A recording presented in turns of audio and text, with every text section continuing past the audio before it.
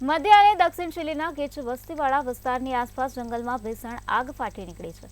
આ ભીષણ આગમાં ઓછામાં ઓછા 46 લોકોના મોત થયા છે। ત્યારે રાષ્ટ્રપતિએ આ વાતની પુષ્ટિ કરી છે, તેમજ મૃતકોની સંખ્યામાં વધારો થવાની પણ શક્યતા છે।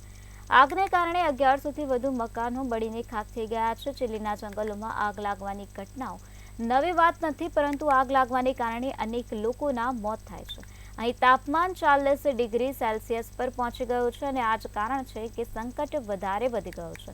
આગ મુખ્યત્વે દરિયાકાંઠે આવેલા વાલ્પરાઇસો પ્રવાસી વિસ્તારની આસપાસ ફાટી નીકળી હતી, જ્યાં હજારો હેક્ટર જંગલનો નાશ થયો છે। કહેવામાં આવી રહ્યું છે કે આગ ફેલાઈ રહી છે, જેના કારણે સંકટ વધી રહ્યું છે।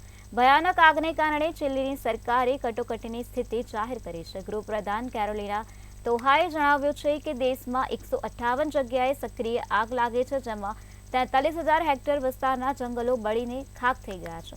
તો વાલ્પરાઇઝો વિસ્તારમાં લાગેલી આગના કારણે શહેરની સમસ્યાઓમાં વધારો જોવા મળી રહ્યો છે।